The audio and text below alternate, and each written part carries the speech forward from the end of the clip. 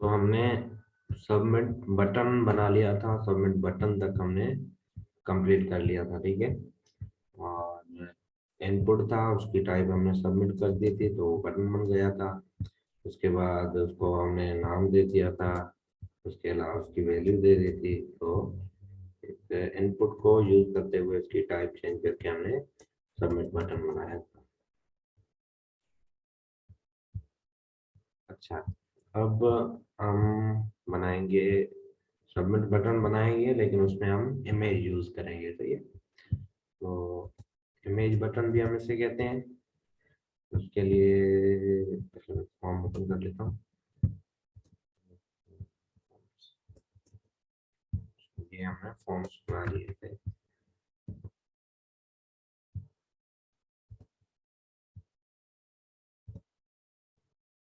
अच्छा, वॉइस मेरी क्लियर है?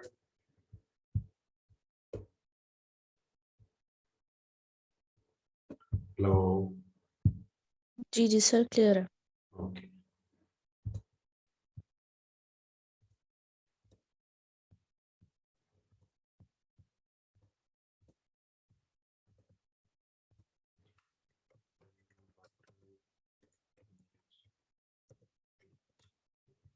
बटन इमेज डाउनलोड कर लेते हैं हम।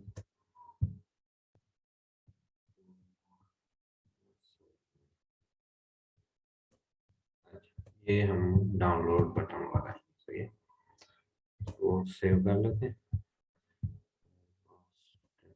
फोल्डर था वेब।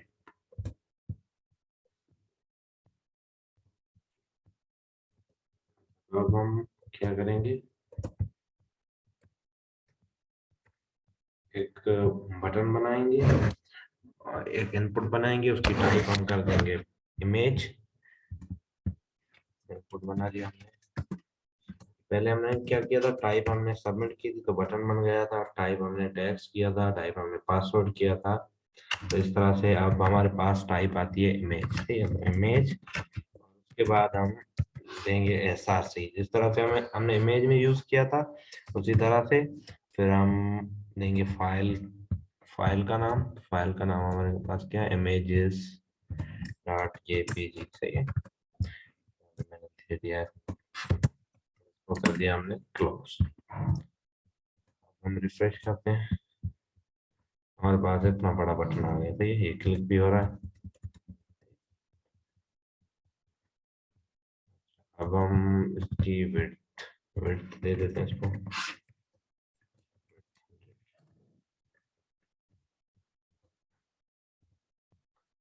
हमारे पास ये छोटा सा एक बटन बन गया है,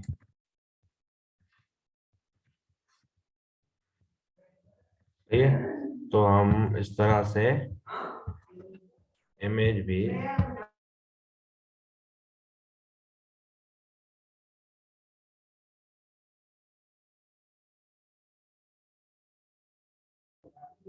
इस तरह से हम बटन में इमेज भी यूज कर सकते हैं, ठीक है। तो ये हमारे पास हो गया इमेज बटन।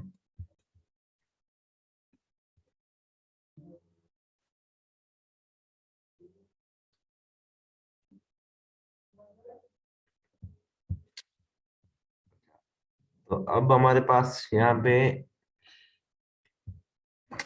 एक और चीज हमने यूज की है, बटन बटन का टैग यूज किया है।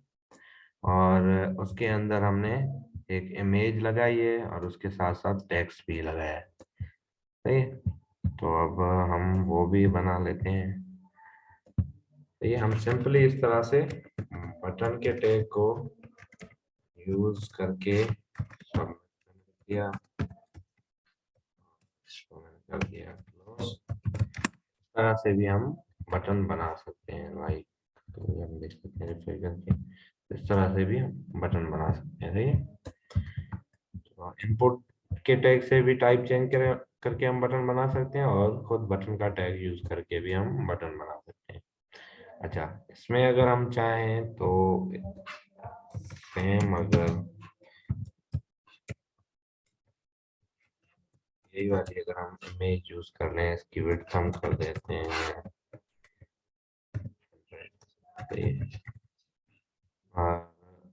SRC हम यही कॉपी कर रखे यहाँ पे पेस्ट कर देते हैं। ये, तो अब हमारे पास टेक्स्ट और इमेज दोनों बटन के अंदर आ गए हैं, जिस तरह से यहाँ पे ये बटन है। सही। सर ये रिपीट करना। अच्छा, हेलो। तो जी जी, बटन बटन का भी हमारे पास टैग होता है, जो भी बटन बनाने के लिए यूज होता है। इनपुट की हम टाइप चेंज करके सबमिट करके उसको भी बटन बना सकते हैं। और उसके अलावा हमारे पास एक बटन का खुद का भी टैग होता है, जो भी हम यूज कर सकते हैं। अगर हमें एक बटन के अंदर टेक्स्ट और इमेज दोनों एक साथ चाहिए, तो हम इस तरह से बटन के टैग के अंदर यूज कर सकते हैं।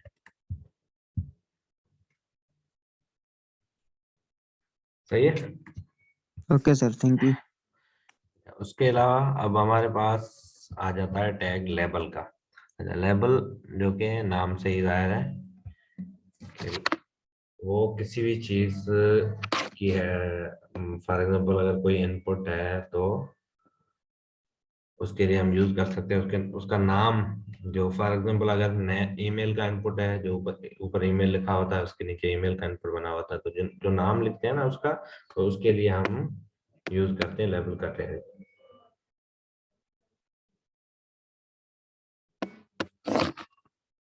सही है। अब हम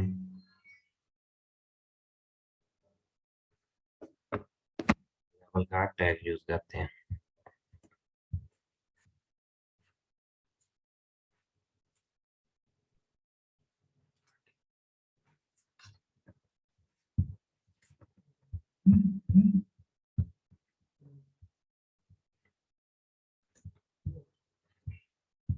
अच्छा, रेडियो बटन। सही है। यहाँ पे जिस तरह से हमने यूजर नेम लिखा है, तो इसको हम लेबल के टैग के अंदर भी लिख सकते हैं। लेबल, और इसको कर देंगे क्लोज।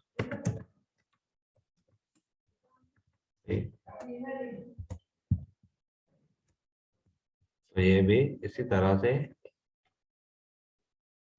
टेक्स्ट हमारे पास आ जाएगा। ये भी इनलाइन होता है, और आज हम कंसेप्ट पढ़ेंगे इनलाइन और ब्लॉक का। और आगे इमेज तो हमने सीख लिया। वीडियो वीडियो कैसे यूज करते हैं वो भी आगे हम पढ़ेंगे। तो ये तो सेम टेक्स्ट, कोई चेंजेस नहीं होगी, और सिर्फ उसको हम एक उसको अगर हम आगे यूज करेंगे रेडियो बटन में, तो उसको हम कंट्रोल के लिए यूज करेंगे रेडियो बटन। चलिए, तो हम रेडियो बटन के अंदर उसको यूज कर लेते हैं।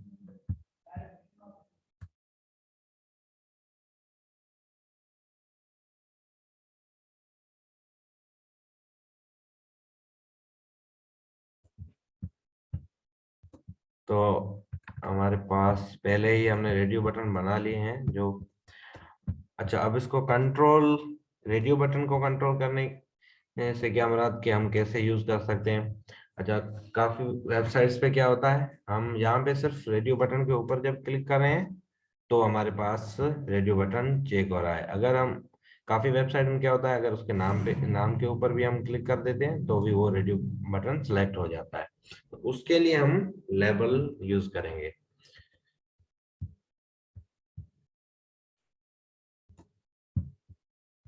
तो उसके लिए हमें चाहिए होगी आईडी। पहले हम सबसे पहले क्या करते हैं, रेडियो बटन को हम दे देते हैं आईडी। सही है, आईडी दे दिया हमने। तो सही है, यहाँ दे देते हैं रेडियो 1। सही है। और यहाँ पे हम यूज करेंगे लेबल।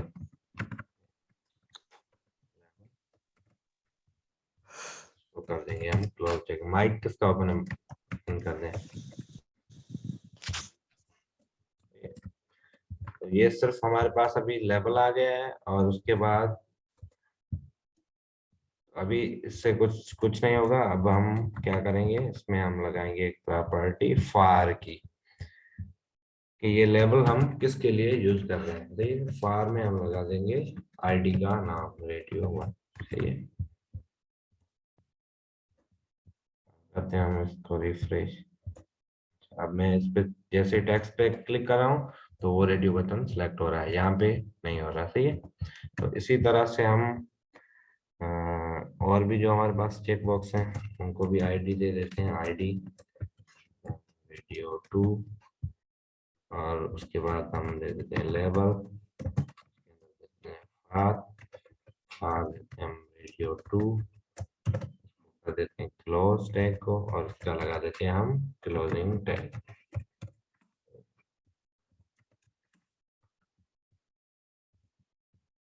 हमारे पास इसको भी हमने आईडी सेम दे दी थी रेडियो 1, तो उस वजह से वो उसको सिलेक्ट करा था हमने। हम इसकी आईडी चेंज करते हैं रेडियो 2, और भी आईडी चेंज करते हैं रेडियो 2। रिफ्रेश करके देखते हैं। अब ये हमारे दोनों टेक्स्ट फॉर्म कर रही है। अभी जेएस हमारे पास बाकी है, तो जेएस को भी हम आईडी दे देते हैं रेडियो 3। रेडियो 3 मैंने इसको आईडी दे दी, और यहाँ पे मैंने लेबल,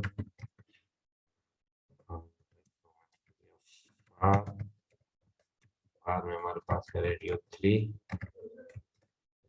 उसका हम कर देते हैं सेल्फ क्लोजिंग टैग। सही है, सॉरी क्लोजिंग टैग। तो अब हमारे पास ये इस तरह से कंट्रोल हो रहे हैं लेबल की मदद से। हमें सिर्फ उस बटन पे नहीं क्लिक करना पड़ रहा, हम अगर चाहें तो टेक्स्ट पे भी क्लिक करके सिलेक्ट कर सकते हैं। सही है। तो ये हमारे पास था लेबल का काम।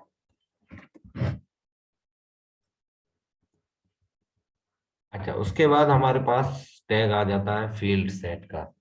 अच्छा, फील्ड सेट में क्या होता है कि इस तरह का एक इनपुट बन जाता है, और सॉरी फॉर्म बन जाता है, जिसके साइड से बॉर्डर होता है, और ऊपर जो टॉप बॉर्डर होता है उसके अंदर हम उस फॉर्म का नाम भी लिख सकते हैं। सही है। तो उसके लिए हम टैग यूज करेंगे फील्ड सेट का। अगर हम चाहें तो इसी में भी यूज कर सकते हैं। फॉर्म को हम थोड़ा सा छोटा कर देते हैं, टेक्स्ट एरिया फॉर्म हटा देते हैं।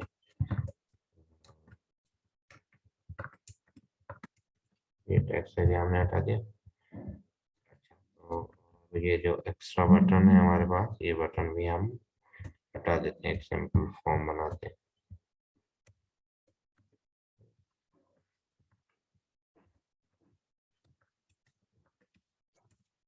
ये बटन भी हमने हटा दिया। अब ये पूरा जो फॉर्म है ये हम रख देंगे। हमारे पास टैग आते हैं फील्ड सेट, और उसके अंदर हम करेंगे set legend. Field set, field set, field set, और इसको हम कर देंगे क्लोज। और इसको हम क्लोज करेंगे बिल्कुल एंड में, फॉर्म जहाँ पे हमारा खत्म होता है वहाँ पे। सही है। अब इसको हम करते हैं refresh। तो ये साइड से हमारे पास एक बॉर्डर आ गया है।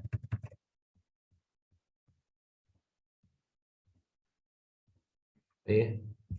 और उसके अंदर हम यूज करेंगे टैग लेजेंड का। सही है। और जैसे ही हम फील्ड सेट में बिल्कुल टॉप पे हम यूज करेंगे लेजेंड, हम यहाँ पे लिख लेते हैं HTML फॉर्म, और इसको हम कर देते हैं क्लिक।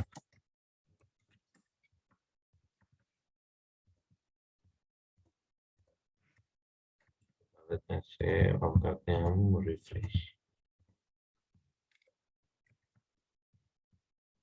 तो यहाँ पे अब हमारे पास हेडिंग भी आ गई है, फर्स्ट HTML फॉर्म, और यहाँ पे साइड से बॉर्डर भी आ गया है, और उसके बीच में हमारा फॉर्म। सही है। तो ये हमारे पास टैग थे फील्ड सेट और लेजेंड।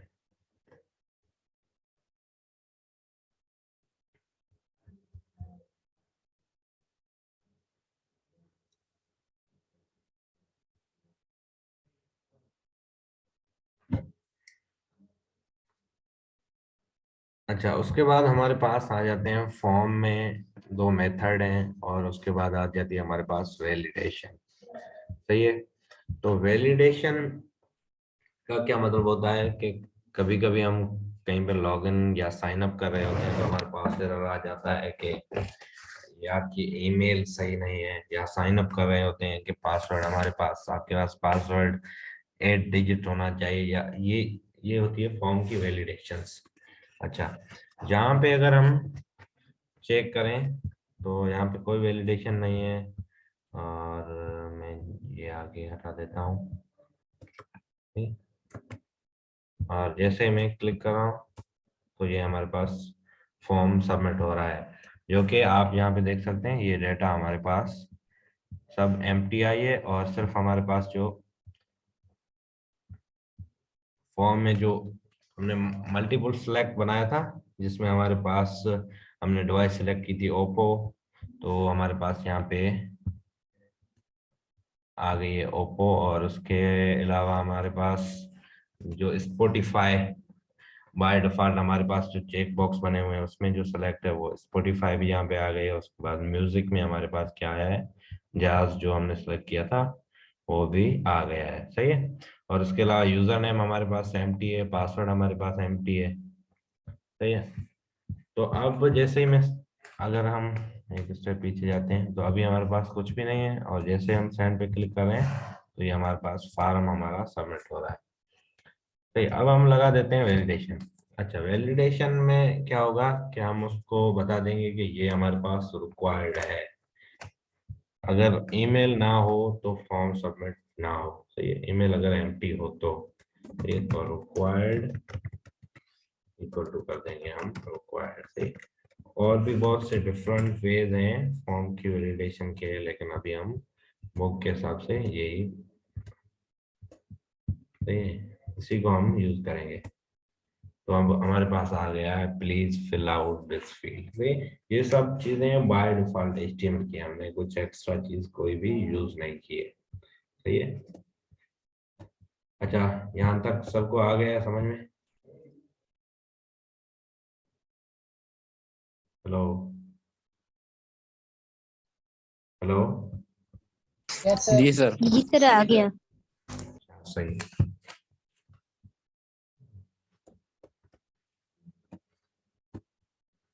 जी, राइज हैंड किया। आपको समझ में आ गया या कुछ पूछना है?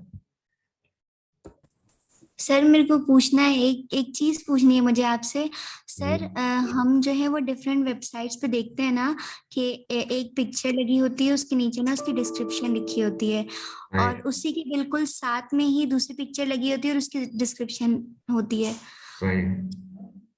तो उसको हम वो अच्छा, उसको हम उस जैसा फॉर्म बनाने के लिए हमें सीएसएस यूज करनी पड़ती है। तो फॉर्म में वो कार्ड बनाने के लिए पिक्चर वाला, और इसकी डिस्क्रिप्शन नीचे लगी होती है, और एक साथ 3-4 पिक्चर कार्ड बने हुए होते हैं, तो उसके लिए हमें सीएसएस यूज करनी पड़ेगी। तो वो आगे हम चल कर सीएसएस में पढ़ेंगे।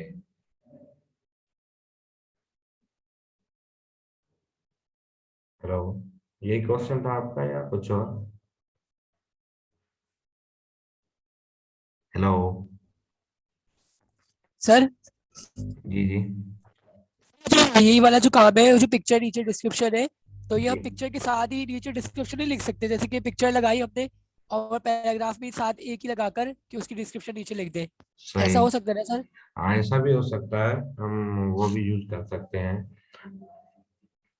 Okay sir. अच्छा, लास्ट जो आपने क्वेश्चन पूछा था, आवाज आपकी कट रही थी। आप यही बोल रहे थे कि पिक्चर, वो हम कार्ड किस तरह से बना सकते हैं, वो कार्ड एक साथ आए, इस तरह से पूछ रहे थे आप?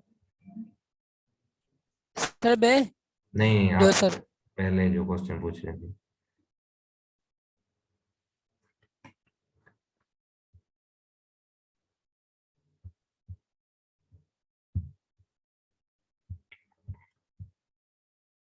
अच्छा, उसके बाद हमारे पास आ जाता है डेट इनपुट। डेट इनपुट में क्या होता है, हम डेट सेलेक्ट कर सकते हैं। सही है। तो उसके लिए हम यूज करते हैं इनपुट को यूज करेंगे, और उसकी टाइप हम करेंगे डेट। सही है, पासवर्ड फॉर्म बना रहे हैं तो वही यूज कर लेते हैं। हम यहाँ पे लिख देते हैं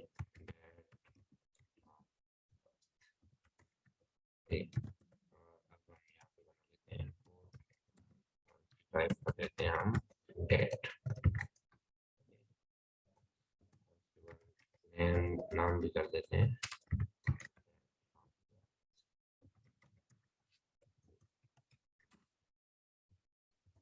यहाँ पे हम कर देते हैं पी के टैग को प्लस। तो यहाँ पे हमारे पास आ गया, एक कैलेंडर बना हुआ आएगा और उससे हम डेट सिलेक्ट कर सकेंगे। सही है सर, इस तरह से हम डेट भी सिलेक्ट कर सकते हैं। सही है, और वैलिडेशन हम वो किसी में भी लगा सकते हैं, रिक्वायर्ड वाली जो भी चीज हमें रिक्वायर्ड होगी हम उस पर वैलिडेशन लगा देंगे कि ये चीज जब वो सिलेक्ट करे तो फिर फॉर्म सबमिट हो। सर एक बार फिर से करके दिखा देगा। जी सर एक बार फिर से करके दिखा दीजिए वैलिडेशन। वैलिडेशन तो मैंने पहले करके दिखा दी, अब वो तो पहले कर दी थी, उसके बाद हमने दूसरा टॉपिक कर रहे हैं। वैलिडेशन में कुछ नहीं था, सिर्फ आपको लगाना था रिक्वायर्ड इक्वल टू रिक्वायर्ड। सही, तो ये हो जाएगी फील्ड रिक्वायर्ड। जब तक ये सेलेक्ट नहीं करेगा यूजर तब तक फॉर्म सबमिट नहीं होगा। ठीक है, तो ये हमारे पास डेट इनपुट भी हो गया। ठीक है, इसकी टाइप हमें करनी थी डेट से। सही, अच्छा, उसके बाद हमारे पास इनपुट की टाइप आ जाती है ईमेल। सही है, तो ईमेल हम जो यूजर नेम और उसके साथ साथ हम यूजर नेम को अभी के लिए हम कर देते हैं ईमेल। सही,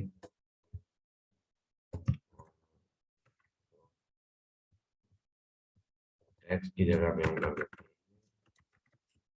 और इसका हम हटा देते हैं रिक्वायर्ड।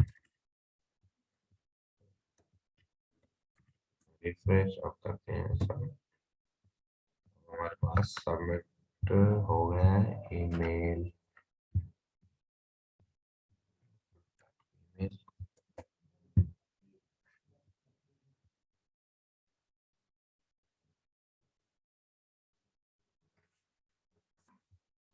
इसको इस तरह से हमें एरर देना चाहिए था कि ईमेल्स आपने सिलेक्ट नहीं की है।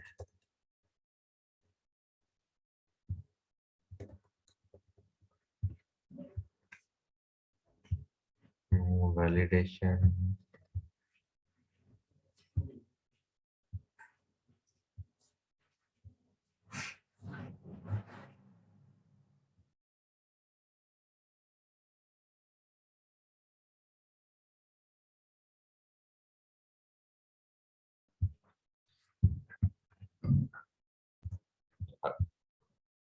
अगर हम यहाँ पे कोई भी, अगर इसकी टाइप हम ईमेल कर देते हैं और उसके बाद अगर हम कोई भी रॉन्ग टेक्स्ट लिखते हैं तो हमारे पास सबमिट जैसे ही करते हैं, रिक्वायर्ड तो हमने हटा दिया था, तो please include an @ in the email address, ये STF आगे क्या था, इज मिसिंग @ अच्छा इसमें @ वगैरह मिसिंग है, तो इसमें जाते हैं, हमारे पास सबमिट नहीं है। अगर हम इस तरह से सबमिट करते हैं तो अब हमारे पास ईमेल ये सबमिट हो गई है। सही है, ये आ गया समझ में ईमेल।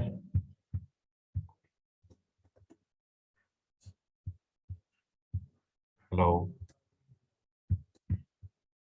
यस सर, आ गया सर। वो मेरा नेटवर्क इश्यू हो गया था तो मैं डिस्कनेक्ट हो गई थी।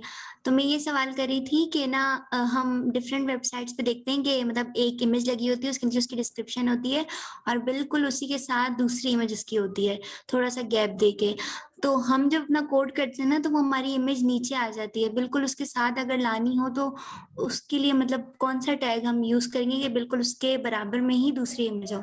अच्छा ये हम टॉपिक आज हम इसका जो कॉन्सेप्ट है वो क्लियर करेंगे। और ये हमारे पास होता है CSS में, स्टाइलिंग में होता है।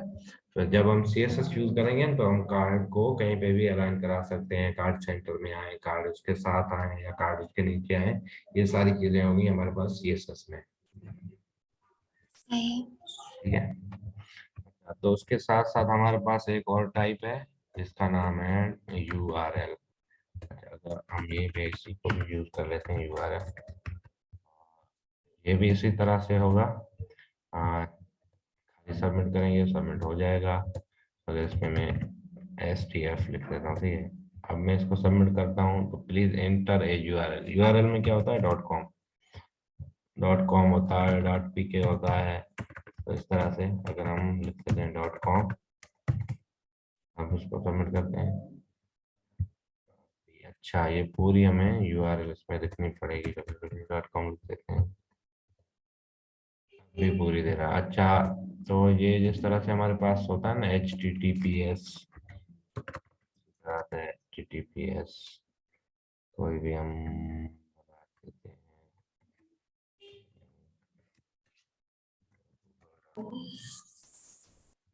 ये हमारे पास पूरी URL होती है, सही है, HTTPS/ नहीं है, तो ये URL है, तो ये हमारे पास अब सबमिट हो जाएगी।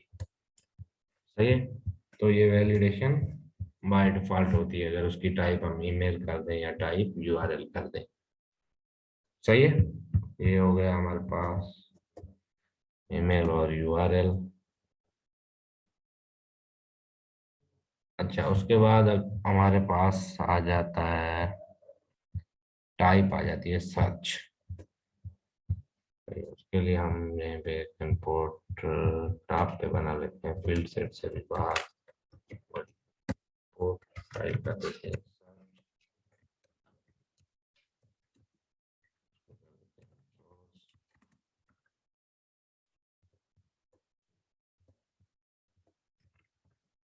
तो सर्च में हमारे पास क्या होता है, जैसे हम कुछ टेक्स्ट लिखते हैं तो हमारे पास यहाँ पे एक बटन ऑटोमेटिक आ जाता है जिससे हम टेक्स्ट को क्लियर कर सकते हैं। ये और कुछ भी इसका से अभी तो हम कुछ भी सर्च नहीं कर पाएंगे क्योंकि अभी कोई भी हमने फंक्शनलिटी वगैरह यूज नहीं की है। तो सर्च जैसे हम टाइप करेंगे तो टेक्स्ट कुछ भी लिखेंगे हम, तो उसके बाद हमारे पास ये बटन आ जाएगा टेक्स्ट क्लियर। उसके अलावा हमने प्लेस होल्डर नहीं पढ़ा है, सही, तो प्लेस होल्डर भी हम आज पढ़ते हैं। अच्छा, प्लेस होल्डर में क्या होता है, जैसे फॉर एग्जांपल यहाँ पे कोई ऐसी वेबसाइट हो, ये हम फॉर्म देख सकते हैं।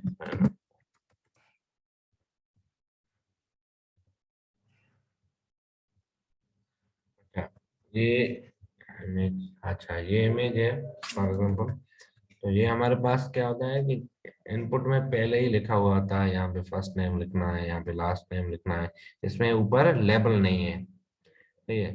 तो वो बाय डिफॉल्ट जो टेक्स्ट होता है, ये बाय डिफॉल्ट टेक्स्ट नहीं, इसको हम प्लेस होल्डर बोलते हैं। ये डमी टेक्स्ट होता है, ये सिर्फ शो हो रहा था, जैसे हम टेक्स्ट कोई और लिखते हैं तो वो गायब हो जाता है। तो उसके लिए हम यूज करते हैं एक हमारे पास एट्रीब्यूट होता है प्लेस होल्डर का, सही है, प्लेस होल्डर।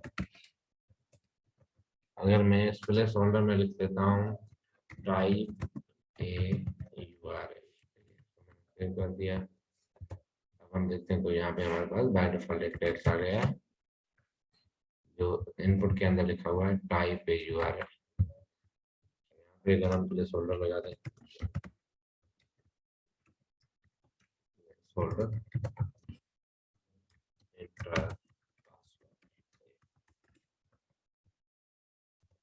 तो यहाँ पे हमारे पास टेक्स्ट आ गया है, लिखा हुआ है एंटर पासवर्ड, सही है। तो ये हमारे पास हो गया प्लेस होल्डर। अब हमारे पास फॉर्म का चैप्टर हो गया है कंप्लीट। तो ये तो अभी भी इस सेशन के हमारे पास 5 से 6 मिनट हैं। फॉर्म में किसी को कोई क्वेश्चन? सर मेरा सवाल ये था कि ये फॉर्म है, इसके जो बैकग्राउंड पे कलर जो आता है, लाइट ब्लू हो गया या और डिफरेंट कलर्स आते हैं, तो ये भी CSS में ही आता है, HTML के नहीं है ना ये?